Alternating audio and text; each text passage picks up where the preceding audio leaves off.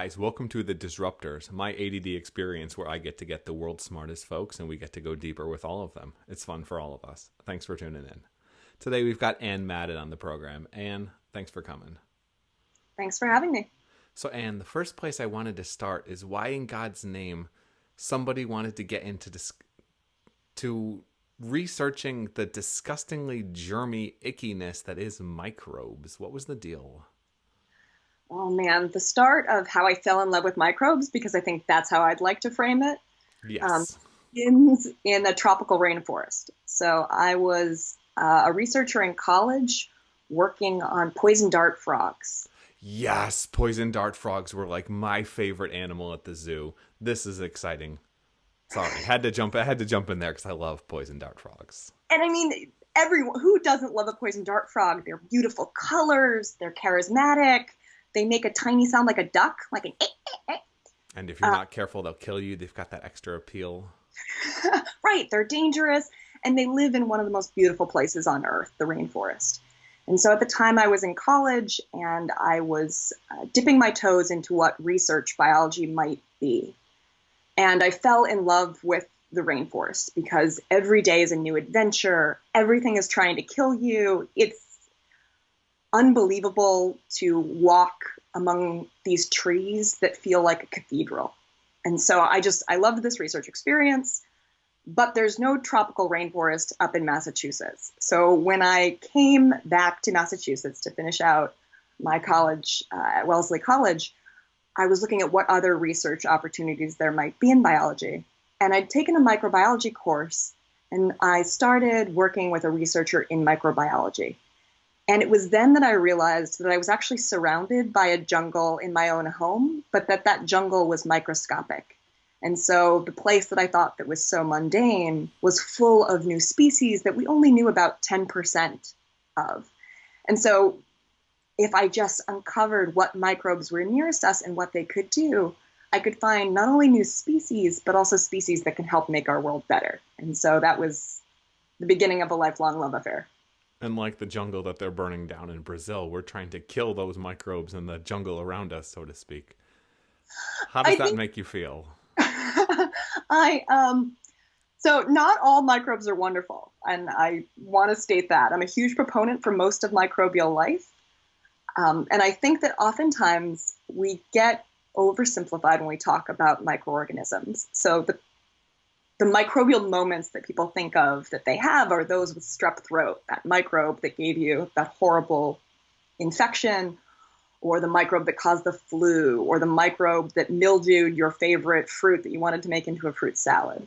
But really, our lives are full of microbial moments that we don't think about as being microbial, and these are often the best moments in our life. So when you have that first cup of coffee in the morning, that amazing sip that energizes you for the rest of the day, that's brought to you by microorganisms that fermented those coffee cherries thousands of miles away. And when you put on denim jeans, there's a microbe in a factory that's actually helping produce that denim and that cotton thread. And then say you have your own infection and you pop an antibiotic, it's likely that that antibiotic actually came from a soil microorganism.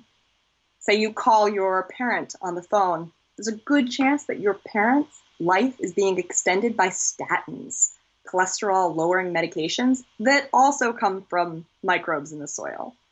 So our lives are filled with these rich microbial moments that we adore, we just don't thank the microbes for.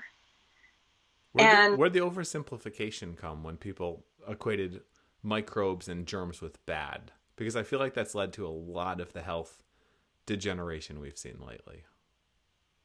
Yeah, I think that's a really great question that I'm not sure I have the answer to. I think right now our scenario is that it's like we were introducing aliens to a planet.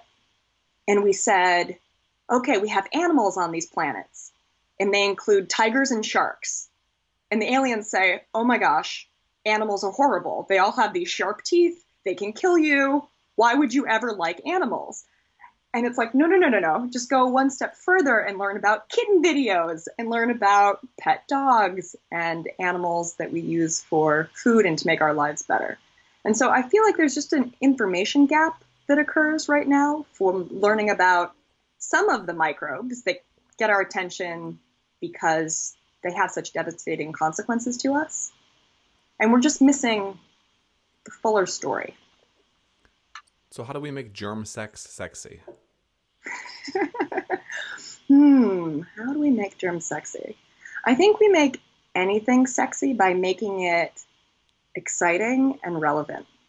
And with beer, that's what you're doing, I hear. And beer, right. How did I not follow up with that answer? So one of the sexiest microbes that exist, I think, are those microbes that make beer. And some of my research is involved in finding new microbes that make new beer flavors and make scalable sour beer technology. And we find them in wasps. So that, I think, is a compelling part of the narrative, because it's not just that there are new microbial species that can help us. It's that they're located and hiding in the most unremarkable places. Sour beer that stings, literally. How did you even think to look for this? And how can we, building off of that, find other areas in this microbial world where we can have wonderfully interesting and valuable creations, not just beer, as great as beer is? Yeah, so I'll start by saying that I take a systems-based approach to finding microorganisms that can help make our lives better. And so that's different than when we think about a synthetic biology approach, when we're going to take a known microorganism and get it to do something that it doesn't normally do. In a systems-based approach, it's more about finding the microbe that exists out there in the wild that already does what we want it to do. And so innovation becomes in the discovery phase. For looking at finding new beer microbes, we took this systems-based approach, a group of us working out of North Carolina State University and then out of our company, Lachancea, where we looked to nature and we said, let's throw out all of our assumptions about what we think yeast can do for us. So yeast right now are the microbes that have made beer for us for a long, long time. And there are understandings that the yeast that we use in the lab or that we use in the brewery are the best yeast. They're the only yeast that can make these beers without off flavors. And so we threw out that assumption and looked to nature and said, where are there diverse yeasts that exist? And what other yeasts could be out there that could do new things? Where does it make sense to look to nature, and where does it make sense to try to engineer? Great question. So we looked to nature to find new yeast because we found that there are animals out there that can bioprospect for us, that can be biological drones that do part of the hunting for us. So it turns out that paper wasps and hornets, among some other insects, are uniquely interested into certain aromas in the world, fruity aromas and sugary aromas, because those help them track where their next sugar source is. We also like fruity and floral aromas. And it turns out that many of these aromas are made by yeast, and the yeast are calling out to the wasps, basically asking them to be airplanes that provide access to new sugar sources for them. So there's this relationship between wasps and yeast. The wasps, airplanes, helping move the yeasts in the world, and the yeasts helping the wasps find sugary, sweet things. And so we took advantage of this system by looking to wasps for new yeasts, and in the process found those that make remarkable sour beer. I feel like go ahead. But the question is always, what else can this do besides make new beer? So yes, what's the exciting $1 million question? So there are different things. I'm going to say that using similar approaches, looking to nature for targeting microbes. In the past, I've worked with biotech companies to find microbes in the soil that can produce novel antibiotics. And I think with the current crisis of antibiotic resistant bacteria, we know that it's critical now more than ever to find new antibiotics. Many of these are created by microbes in the soil that are basically at war with other microbes. So they're producing these chemicals and compounds, and that's what humans harness to help us fight infections. How do you think about probiotics, antibiotics, prebiotics? I know right now on my shelf I've got some probiotics, and I know for a fact it came out of the soil because there's some solid stuff in the soil ones. But talk to me about that dynamic and then how people are using that or harnessing that for not just antibiotics but for overall health. Yeah. So I'm a big proponent of describing and researching what microbes can do and how powerful they can be. However, I think that right now there is incredible enthusiasm over what microbes might be able to do, and perhaps not enough critical The eyes. kombucha craze. Well, I'll take a step back and say that while some microbes can benefit human health, not all microbes can. And that what I see right now as a concerning trend is that there are companies taking advantage of the public's lack of understanding of microbial communities to put forth some snake oil products. And I'm concerned about that because I'm worried that soon people will start equating the word probiotic or microbial supplement with something that's not effective, that's inefficacious. And that day, it's going to hurt all microbial researchers everywhere, and it's going to hurt our future innovation potential. So there are probiotics that have been shown to increase health. But our microbial community, like the gut, for instance, is What do you think about these testing companies, the gut microbiome testing companies? I think a question becomes with any microbial testing company, it's that what does that testing really reveal to us? If you'd like a survey of a list of what species are in your gut, are in a location, then I think the technology is perfectly adapted to tell you that. These are the species that exist within you.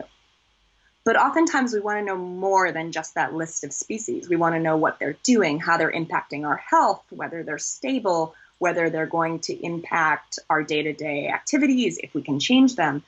And those aren't necessarily questions that a lot of the testing companies can provide helpful information for.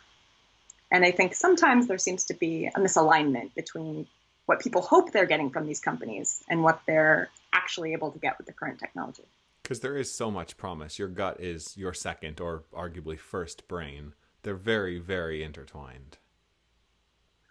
Undeniably, our future Is in your belly. the microbial community of our body is critical to our health. We just don't know all the ways that it is critical and how to manipulate or harness this information in order to create the outcomes we're looking for. What do you think about these fecal transplants? I've seen some really interesting stuff, which is disgusting to hear about.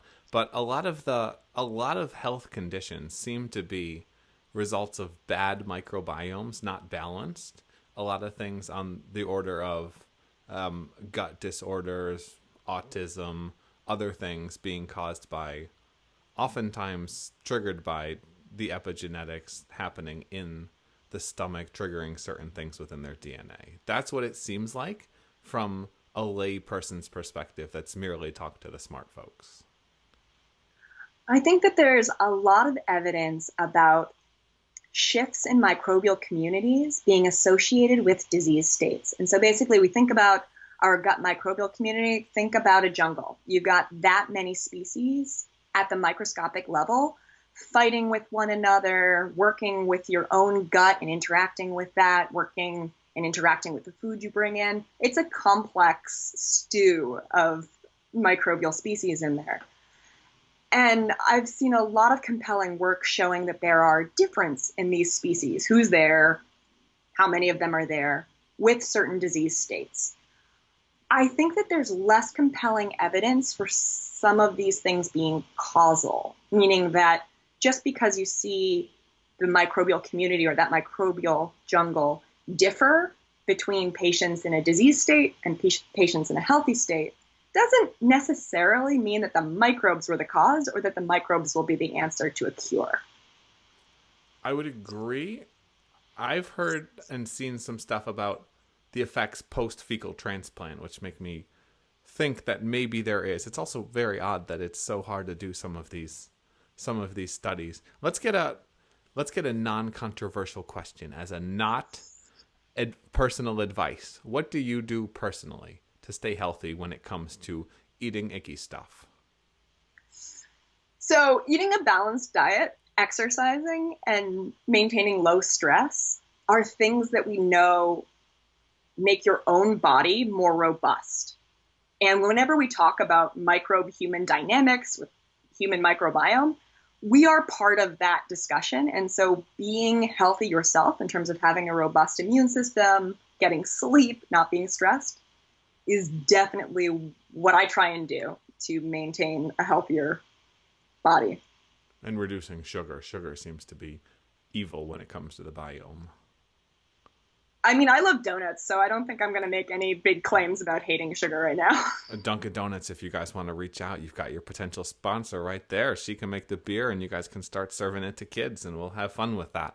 So we're transitioning into a phase where the world is changing on a health perspective. MedTech is coming on board. Biohacking is now a thing.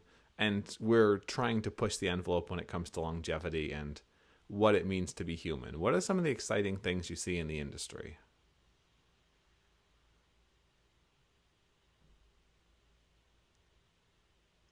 So we know that microbes interact with humans in different ways, and that can be indirect and direct. Indirect being that we know that they can make these molecules and compounds that can change our lives. For instance, statins, cholesterol-lowering medications, or antibiotics, microbes, compounds that help us fight off microbes.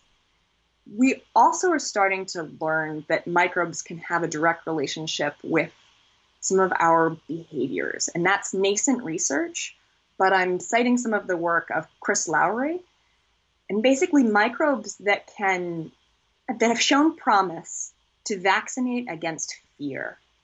And I think that this is incredibly exciting because when we think about longevity, we want to think about our bodily health, but also our mental health along that way. And so I'm excited to see where we can learn more about how microbes interact with our neurobiology. Talk a little bit more about the fear thing. Are we talking super soldiers or are we talking like take a chill pill? It's like you had a little bit too much and you're relaxed.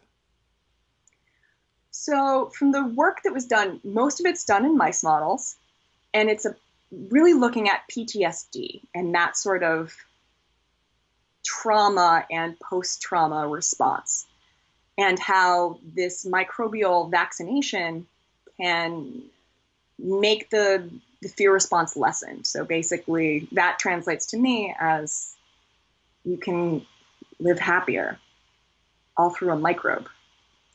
And for any, go ahead.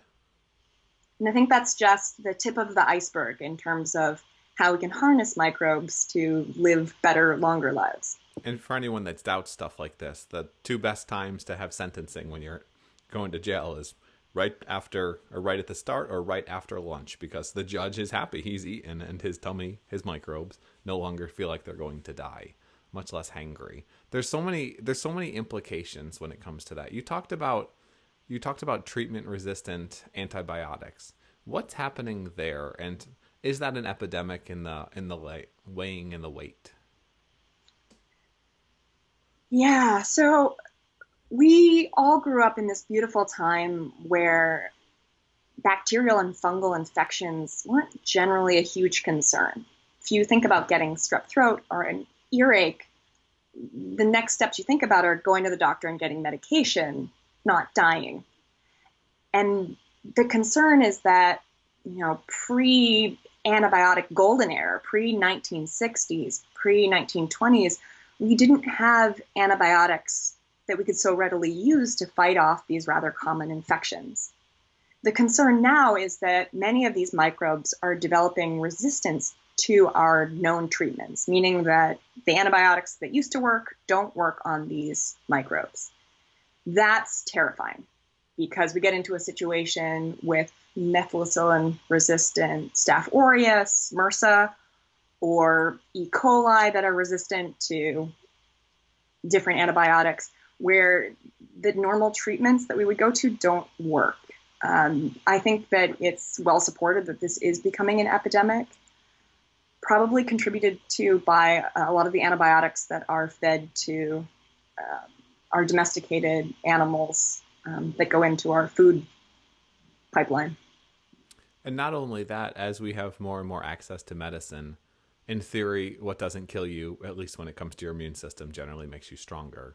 As we have more helmets and more shoulder pads on, humanity would be, in theory, getting weaker, yes? I think... Less rugged. I think it's more about the microbes are gaining new weapons against our weapons. So they're the ones that are really gaining the shields and the better armor. And so we used to have knives and guns and poison as different types of antibiotics. And now the microbes have evolved the ability to fight off knives and guns and poisons. And so we have fewer and fewer tools to fight similar microbes to the ones that we used to. Guards get bulletproof armor. Guards get bullet-piercing rounds. It's mutually assured as we scale things up. How do you think about the effect of large-scale agriculture, not animal agriculture so much, but farming practices, if so much of the biome and our eventual microbiome comes from farming and plants? How do you think about the scale of industrial agriculture and some of the pesticides that are being sprayed? So I think a lot of the microbes that we have in our life come from our interactions. Some of them come from our food, some come from who we're around. And so the natural question is, what microbes are on our food, and are they different from what they used to be, given standard agricultural practices today of standard agricultural practices of the past? And I think we really don't know yet the connection between what microbes are on and growing on our food and those that influence us. I think what keeps me up at night is knowing that we might be doing things that lead to the extinction of microbial species that we haven't yet discovered yet. So we don't know what microbes in the world might be critical to us, might be critical to plant health, might be critical to our own health, might be critical to the health of a lemur species that we want to protect. And yet we're still in the discovery phase of these species. And so it's terrifying to think about that species lost that right now is completely cryptic. And the species loss is one thing if it's a beautiful butterfly. It's another thing if it's ants that power the entire ecosystem of the world. How do we think about that discovery when it comes to biomes specifically? To bacteria specifically, so that we don't wipe ourselves or something else out because of ignorance being bliss? Well, I think there are some really beautiful initiatives going on to discover and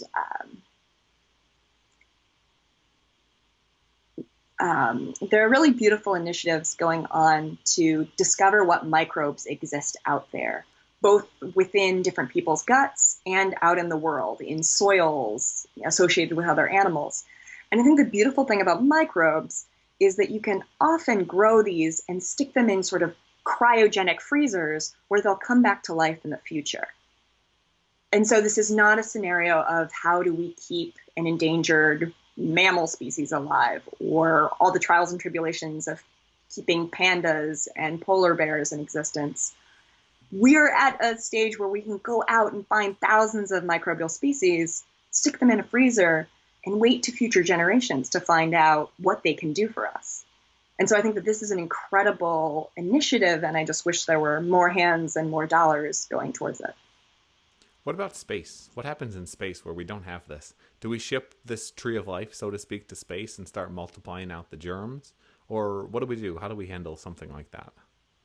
I think that's a great question. So, this is what terrifies me. A lot of people are excited about space travel, and I'm terrified by it because I know that all of my favorite smells and flavors on Earth come from microbes. And if we don't decide to bring them on our future space travels, we'll never experience them in that future. So think about the flavors of chocolate and coffee and wine and beer and cheese, also the smells of soil. All of these are from microbes. So we're going to have to decide what microbes come with us to space. What are the microbes that will produce the best flavors of beer? What are the microbes that can withstand those stresses of space travel? We don't have the total understanding of what microbes exist on this planet. And I want to know what the best microbes are before we start choosing who gets to go on our next mission to Mars. And then there's War of the Worlds, where we sneeze and suddenly all of the aliens die. That's a realistic situation, isn't it? Could you expand on that? Bringing microbes from one planet to another planet with no immunity, no tolerance. And it just wreaks havoc. I mean, when the Europeans came over here, they passed around the smallpox blankets so they could kill the locals faster and get the land. I think that there's always a concern of moving microbes from one space to another. But I think the good news with space is that we're not expecting there to be alien life that we would either infect or that would infect us. And so I think the biggest challenges will be just how do we keep things alive in this literal space that isn't really friendly to life. There's a fascinating time travel book that actually talked about that as an issue, because if you did go back hundreds, thousands of years, if you bring anything back, there's a good chance you wipe them out or they wipe you out. So you really got to be careful with that kind of stuff. What technologies or trends are you most excited about today, and why? I'm excited that people are starting to show more enthusiasm for microbes in their life. We can now talk about the microbiome, and there's some interest in what technology comes from microbes. And that's exciting to me because there are microbes everywhere that are unknown but can do exciting things. So, for instance, Plastic. there are microbes that are remarkable at breaking down the things that right now are causing some of the biggest concerns for humanity. So plastic waste is something that receives a lot of headlines with due reason because it's terrifying. This plastic is going to outlive all of us. But there are microbes that can break it down. And so finding more of these microbes that can break down our waste products and finding ways to scale that makes for a better tomorrow. I'm also excited about the microbes that can make new flavors. On a personal level, I want to know what my future favorite flavor will be. And I think it's so hard to think about what a new flavor would be. We don't have words for that. We don't have kind of creative capacity for that. And so I love the idea that there's an adventure in front of us that involves new understandings, but also new senses. I want to say it's Russian, but for the longest time they didn't have a word for blue. So they just didn't see things as blue. They just categorized them as something else. And it's weird when you don't have that category. Same thing with flavors, I imagine, of how do you explain something that's never been experienced or explained? Exactly. So one of my favorite examples is that certain yeast will produce a flavor in beer that we register as banana-like. You can get that in a Belgian beer. Now, it's creating the same molecule as bananas. But we never say, oh, this banana smells like a yeast. We say, this beer smells like a banana.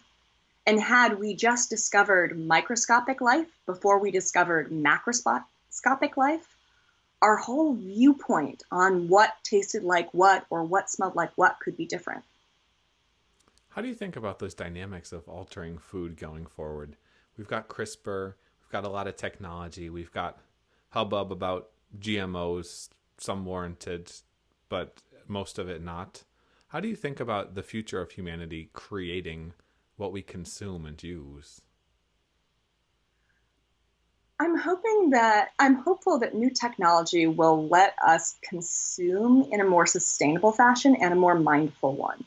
So we start to understand that there can be unintended consequences with any changes that we make. And so I'm hopeful that we'll do prospective work to make sure that we don't have as many unintended consequences. That's humanity's weakness, though. We like to move fast and break things.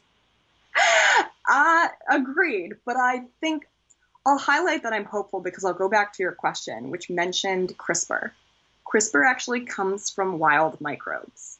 That's where we found this amazing tool that allows us to basically take scissors to a genome and change a life form. That all came from microbes. One of the microbes that understanding came from, the microbe that causes strep throat. So this remarkable technology was no farther away than our own throat infections. So again, how can I not be hopeful when microbes that are around us are portals into future technology that allow us to ask even bigger questions? What about the bigger, scarier other side? People playing the devil, so to speak, when it comes to microbes, designing them, be that CRISPRing them, be that finding other not viruses, in this case bacteria, but you can speculate on viruses and other as well. Do you get worried at all about bioterrorism? Humanity has a history of using new technology as great tools and then great weapons. And so I think that concern exists with microbes as well. And I presented at the DEF CON conference in the biohacking space this year, and that was a big discussion point, biosecurity. How do we protect ourselves from these future microbial monsters that people can make in their own kitchens? I'm hopeful that we'll put in place regulations that will increase the safety and reduce the likelihood that bad actors can make microbes that hurt humanity. Personally, I think that there are bigger concerns about the biosecurity of our agriculture system. We tend to be very human-focused. What happens if someone makes a microbe that creates a human disease? But I think we need to be mindful about thinking about all of the other life forms that we rely on and how we keep them secure as well. That's a great point. Someone designed something to wipe out bugs, to wipe out ants, wipe out all of the cattle that we're eating. We've got big problems. Is there any way to screen for that? I think that we have a lot of systems in place that keep us safe. So some things as simple as customs at border crossing. We tend to get frustrated that we have to mention if we've been on a farm or that we can't bring in fruits and vegetables. Well, customs isn't really caring that you bring in an orange or a fruit.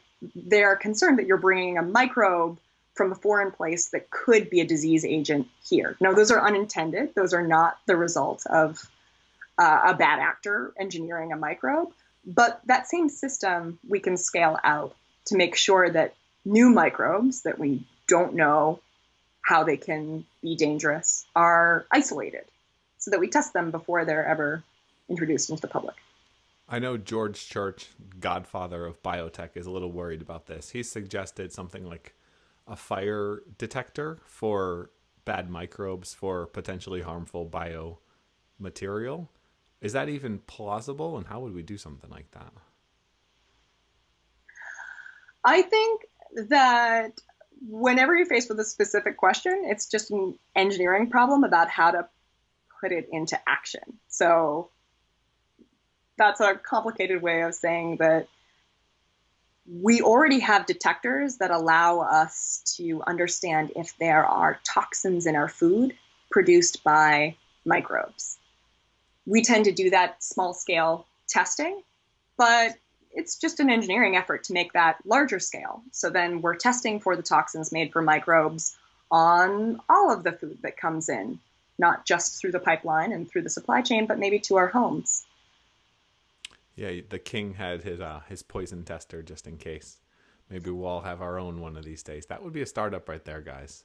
I'm not sure you would get people buying it, but that would be a startup. What's the most interesting thing you've seen in the last week? It can be anything. I've been working with an artist on a pop-up art and science exhibit, and one that uses augmented reality to provide a layer of information for the public. And it's been really fun to work with different groups on how we engage with microbes. So I will be honest and say that that's been on my mind recently. And how we engage with science. How do you see that as someone who does try to spread the good word, so to speak? What is the future of that as we move towards a world where a lot of people are rejecting outright logic in science?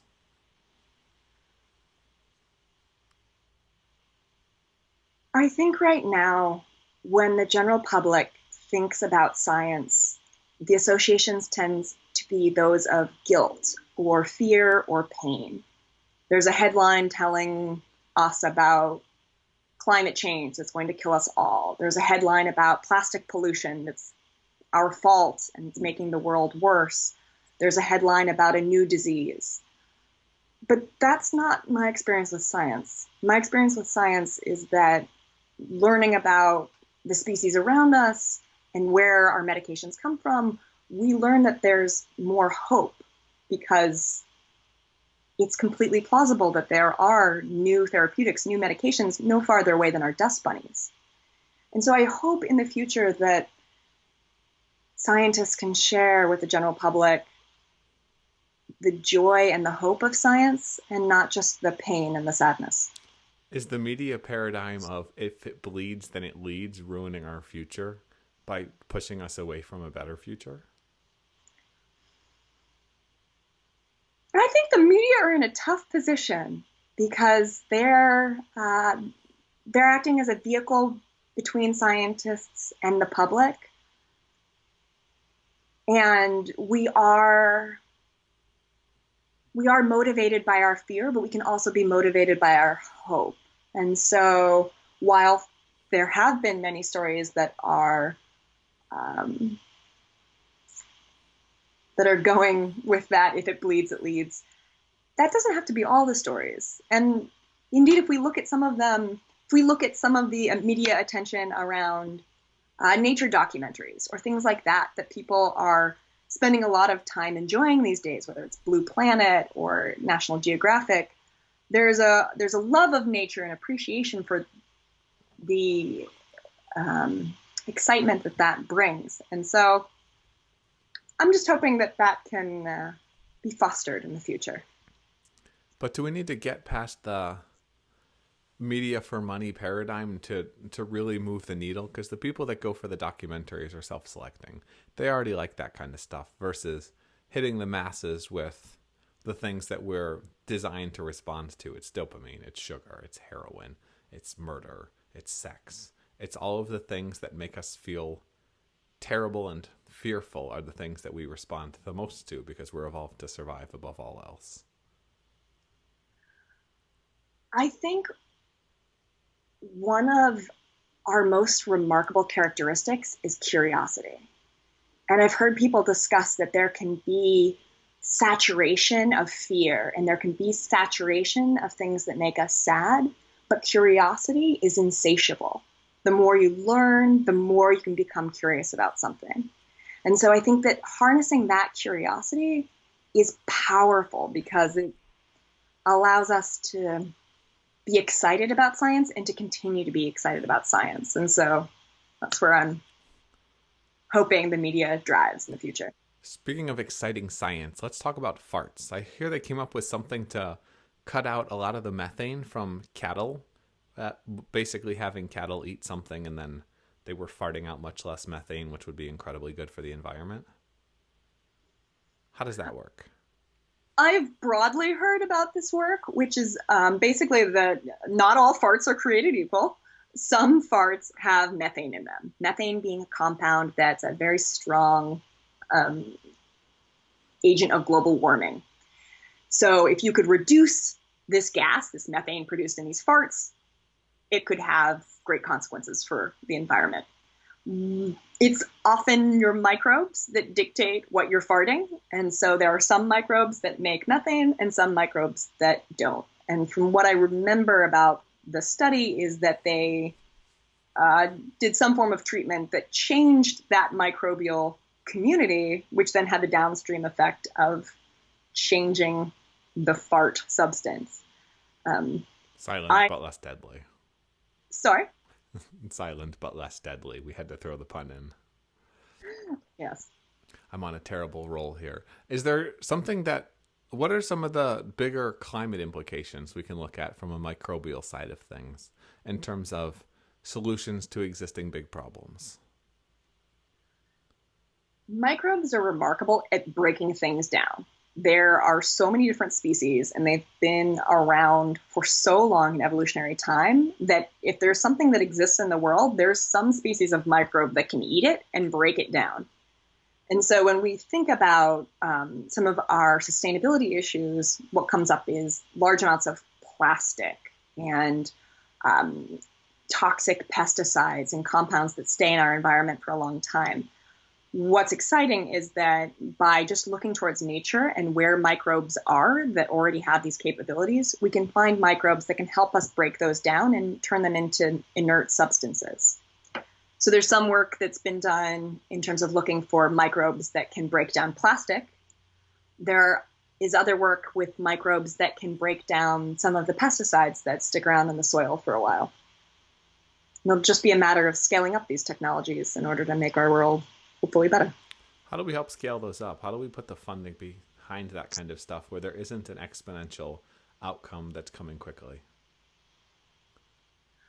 I think that there can be an exponential outcome quickly. So the work that I did commercializing a microbe that started off in a wasp and led to commercial beer in international markets, that took 12 months from conceiving of the idea to finding the microbe to bringing a product to market. We don't have to think that all of this academic work is so far removed from industry application. I think what's critical is to foster relationships between academia and industry so that academics who are exceptionally good at feeding the innovation machine and taking on high-risk ventures are aligning some of their work with what industry needs so that industry, which is perfectly prepared to scale that technology, can then take those innovations and bring them to market. How do we facilitate that to make it smoother and more effective? One, I think, is going to be about a general understanding. So one is having people on both sides taking risks and building relationships, because it's often in relationships that help move forward any kind of technology. Two, I think formalizing systems that allow for funding and information exchange in ways that feel equitable, ethical, and efficacious will be important. 3 biggies, very important. I want to jump to the lightning round. How's that sound, Dan? Sounds good. And guys, if you support us at a level of $5 or more per month, you unlock all our lightning round questions, the bonus interviews and content, and of course you get all the episodes ad-free. Just go to disruptors.fm/Patreon, that's Patreon, to help us make this sustainable, and to skip this part to get to the good stuff. Let's jump back to the interview itself now. I want to get into that, the privacy side of things, especially as people are doing 23andMe. How do you think about privacy when it comes to not just, oh, he likes me on social media, but this is my actual core of who I am, and my insurance company could totally screw me if they get this information? I think our information is powerful, and it's often more powerful than we give it credit for. So I think when we talk about 23andMe or our personal genetics, it's important to think about the repercussions that that information has for insurance companies, for any bad actor who wants to use information against us. But I think it's also important to think about what other information you're giving up that you don't think matters, but might matter in the future. So we know that studies of dust and the microorganisms that are in it, something as simple as a swab of dust can inform us about whether men or women are living in that apartment, whether there are pets in that apartment, something about the feeding habits of the people in that apartment, where that apartment might exist in relation to an ocean. And that's all from just a swab of dust. And so whenever we are giving information to companies, whether it's information about our own guts or about the inhabitants of our homes, I think we need to think about what could it be used in the future, not just what it could be used for now. So are you having, or would you have, an Alexa or a Google Home in your house? I do not have that technology in my house. Well played. I am very much of the same opinion. There's just so much out there. And if someone's trying to sell me something, or sell me, one or the other, I'm not that keen to give them ammunition. Are we headed towards a reckoning with that, or are we on the slippery slope we can't escape? I'm really excited by the work of Tristan Harris and some of these groups that are working towards a more ethical future with our technology. And the first steps seem to be educating people on knowing how their data are being used against them now, and then creating change so that we're more mindful in the decisions we make. Do we need regulations before we start getting into more of the genetic testing, just to be able to have a foot on the foot on the brake, so to speak? I'm not sure I can speak to You can't. that. You can speculate, and that's okay. Scientists can speculate too. It's all good. I would feel more comfortable in a future where we have a little bit more regulation around data that we give to the private sector, particularly that related to our health. And now I want something to blow my mind. What's something that could blow listeners' minds? It could be a possibility. It could be something you've come across. It could be something we haven't talked about yet.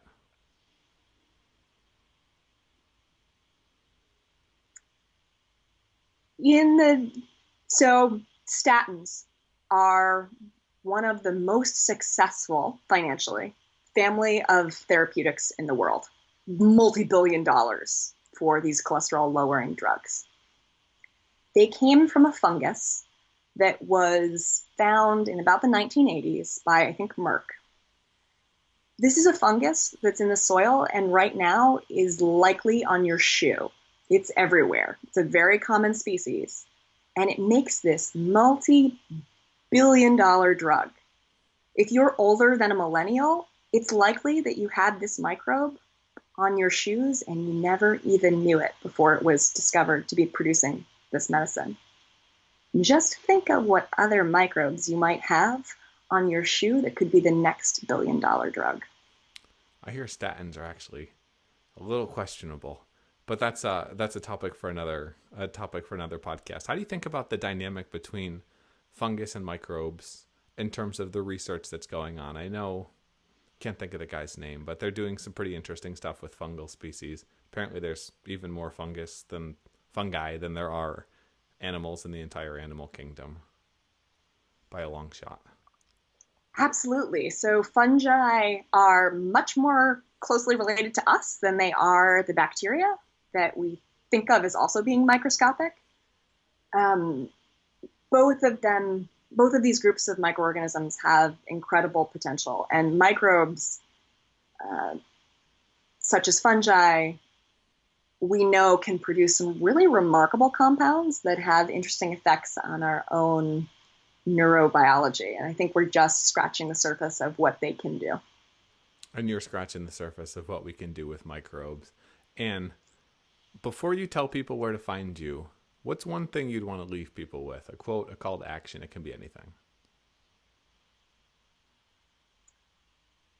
Our last 100 years featured human solutions to microbial problems, but our next 100 years will feature microbial solutions to human problems.